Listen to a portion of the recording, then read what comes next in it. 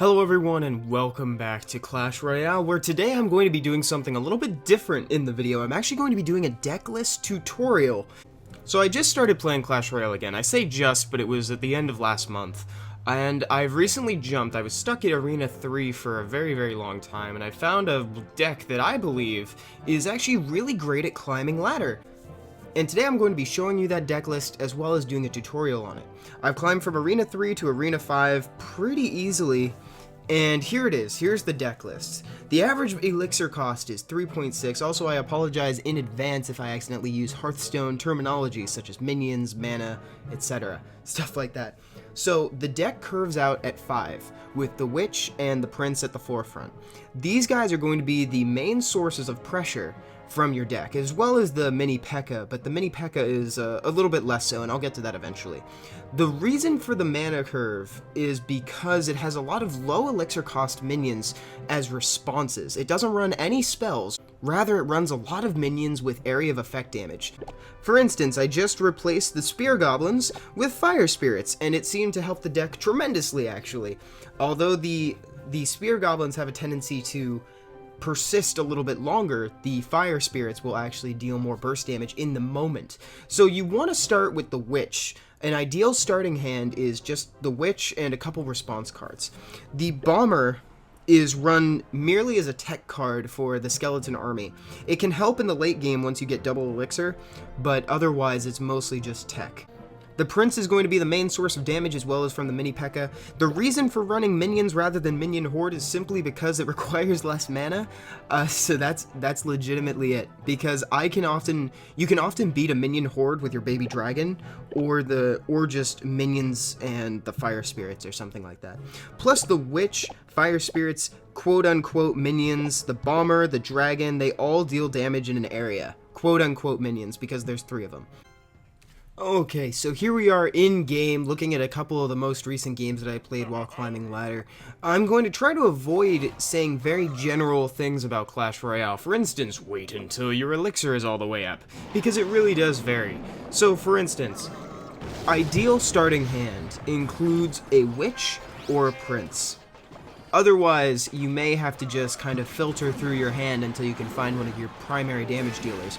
But let's assume that you have your ideal starting hand, and you start with a Witch.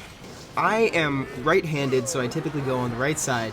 I put my Witch in the very far back so that way she can spawn skeletons as she walks and they can take the brunt of the damage in the future. What's great is that the Witch is, in and of herself, she is a response card as well as a primary damage dealer, because if they spawn something in, such as a minion horde to try to deal with her, she can deal damage to all of them at the same time. Success with this deck is also very much dependent on your ability to evaluate your opponent's deck and to try to figure out how much elixir they've got left. But I'm noticing in the replays, definitely watch your replays by the way, it really does help better your game, I've noticed, but lately the meta is kind of 4 to 5 mana cards. It's actually pretty late game. Like, people probably have an average mana cost of nearly 6, which is very crazy. They just drop giant threats and think that it's good enough. If you can see that someone just dropped a Prince, they just dropped like a spawning unit or something like that, you can capitalize on that by spawning a Prince on the other side. You have to be able to adapt and realize what's a threat and what's not. A lot of times you don't necessarily need to respond to a Goblin Barrel. Sometimes you have to trust your towers to take control of it for you. Sometimes a Hog Rider only needs minions. That's all it needs. Remember, health is a resource. It's biding time. Also, beyond deck evaluation and capitalizing on opponent missteps, you also need to be comfortable with dirtling in the early game. Although the deck can win early, it's a little bit rare. Where it really shines and the low mana cost minions come into play a lot is when there's 1 minute left and you have double elixir and you can spawn in as many things as you want. In fact, I recommend spawning in as many minions as possible at the end. If you have general board control, if you've taken out a tower and you can spawn in your enemy's field, I recommend just spamming the board, because you regenerate mana faster than you can spend it in a lot of cases, unless you're like mini P.E.K.K.A, Prince, Witch, Baby Dragon. That's very unlikely. It's very unlikely that you'll just be doing that. Part of the reason, again, why this deck shines so much in the late game is because the meta is filled with high elixir cost minions. So people aren't able to flood the board as efficiently as we are. In fact, we'll be able to filter through our entire deck before they can get like 2 or 3 minions out.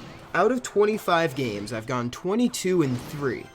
The deck currently has an 88% win rate out of the sample of the 25 games that I've played recently. So things to look out for when you're out in the field: be wary of structures that spawn token minions. I've noticed that if a deck can spawn more minions more frequently and control the board a little bit better than this deck, that's where we start to struggle.